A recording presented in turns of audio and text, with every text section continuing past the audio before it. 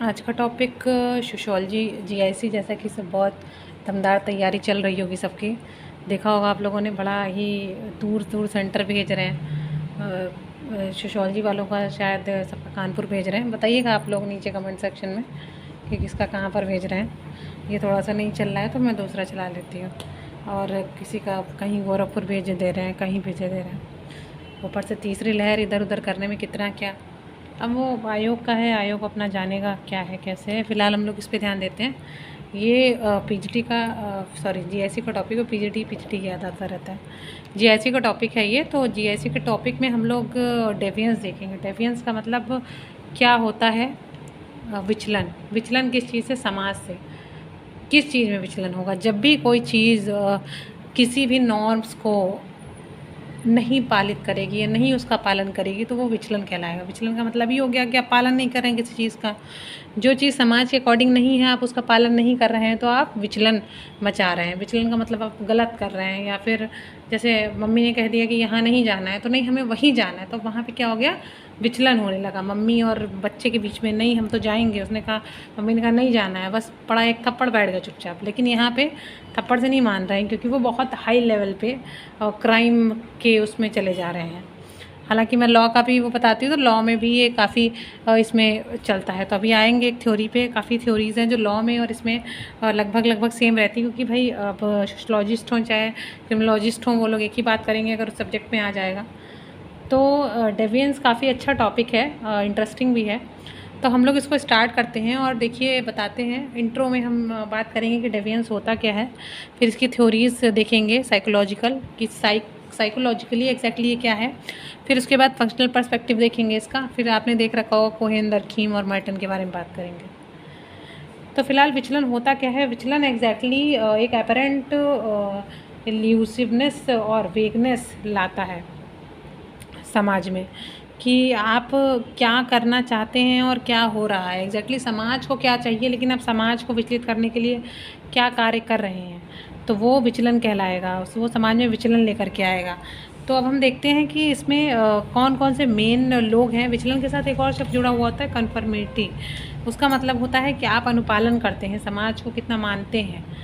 तो ये सारी चीज़ें होती हैं। फ़िलहाल बात करते हैं नॉर्म्स की। अगर नॉर्म्स का पालन कर रहे हैं, आप नॉर्म्स का पालन कर रहे हैं, नियमों का पालन कर रहे हैं, अच्छे से चल रहे हैं, तो वो आपका डेविएंस नहीं होगा, वो कन्फर्मिटी होगी। अगर डेविएंस तब होगा जब वो आप नहीं कर रहे हैं। अब मेन चीज़ देख लेते हैं जो आती है एग्ज़ाम में, फ़िलहाल टाइम को ना गवाते हुए।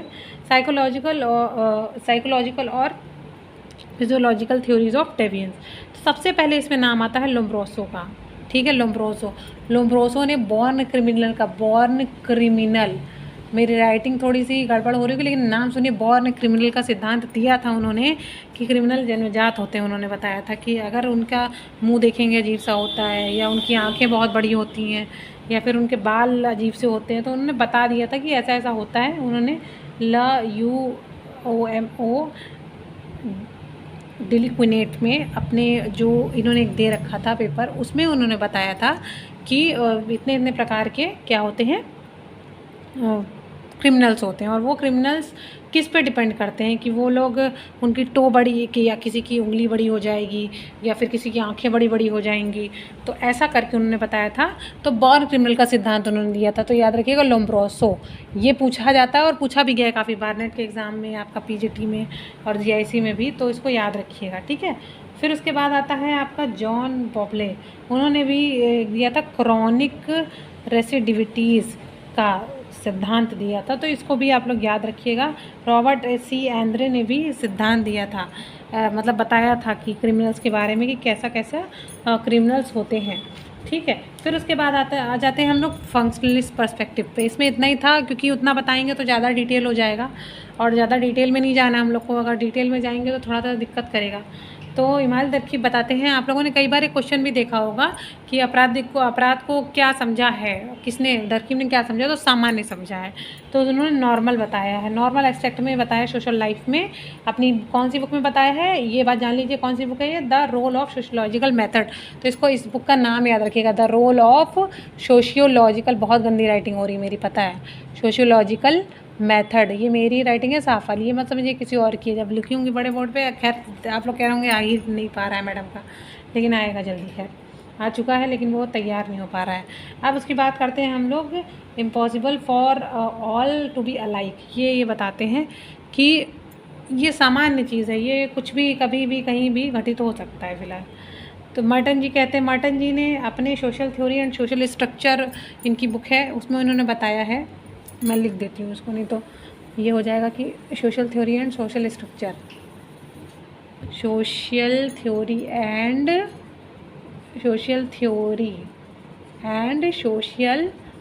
स्ट्रक्चर में इन्होंने बताया है कि 5 टाइप की चीज़ें इन्होंने दी हैं, जिसमें इन्होंने कल्चरल गोल्स और इंस्टीट्यूशनल मीन्स बताए हैं, जो मैंने लिख रखा है।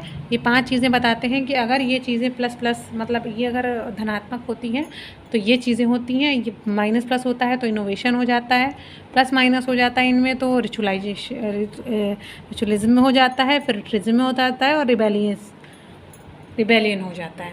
ठीक, तो बहुत शॉर्ट में बताया है और इसको देख लीजिएगा आप लोग, इम्पॉर्टेंट है काफ़ी, तो इसलिए बताना ज़रूरी था। डायरेक्ट क्वेश्चन बन जाता है इस पर कि जो है कल्चरल मान लीजिए गोल्स और एक्सेप्टेंस इसका ज़्यादा है और इंस्टीट्यूशन मीन्स जो है इसके माइनस में है, कम है। तो ये मोड्स ऑफ अडेप्शन क्या होगा, तो ये मोड्स ऑफ अडेप्शन क्या होगा, इनोवेशन होगा। तो ये चीज़ें याद रखिएगा। चाहे तो CR क्यूब भी याद कर सकते हैं, CIR क्यूब में, जैसे आप लोग को याद करने में सुविधा हो वैसे याद कीजिए, मैं बस बता सकती हूँ आप लोग को। फिर आता है स्ट्रक्चरल एंड सब कल्चरल थ्योरीज ऑफ डेविएंस। तो कोहेन बताते हैं, अल्बर्ट कोहेन बताते हैं, मेन स्ट्रीम कल्चर से हट के इसमें कुछ अलग चीज़ आती है। ठीक, फिर उसके बाद आता है मिलर बताते हैं, कोहेन का मैंने बता दिया, मिलर बताते हैं कि मर्टन और कोहेन के साथ ही चलते हैं, थोड़ा सा उनसे मिलाते जुलाते हैं और बताते हैं कि विचलन तो होगा ही। रिएक्शन समाज में जो सब कल्चर रूप संस्कृति का जो रिएक्शन और फेलियर होता है, तो किस चीज़ में फेलियर होता है, अटेनमेंट ऑफ गोल को अटेन करने में। तो इसलिए इन्होंने क्या किया कि बताया कि life span lower class upper class के बारे में, बाकी इसके बारे में ज़्यादा कुछ ऐसा है नहीं और बताऊँगी तो बहुत ज़्यादा डिटेल हो जाएगा। फिर आपका आता है the ecology of deviance, the Chicago school में कौन कौन थे, शॉ और मैके इसमें मेन है, ये चीज़ याद रखिएगा आप लोग। शॉ और McKay, Clifford Shaw and Henry McKay applied the perspective of study of deviate, इन लोगों ने बताया था, ये दोनों मेंबर थे।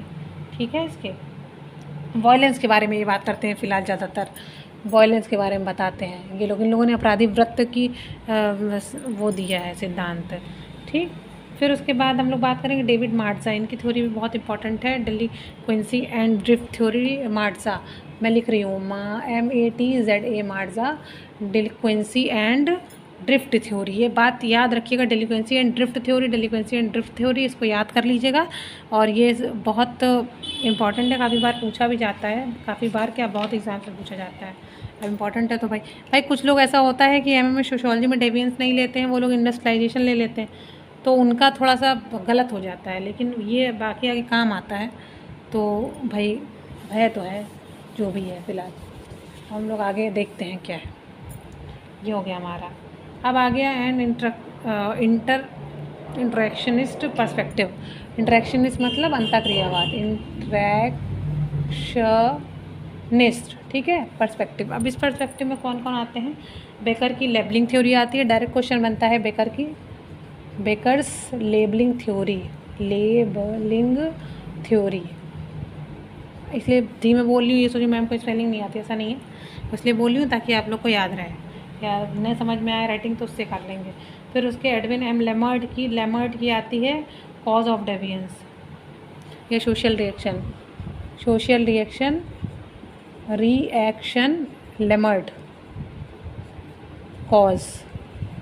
ठीक, फिर उसके बाद एरॉन B सिसरल की आती है नेगोशिएशन ऑफ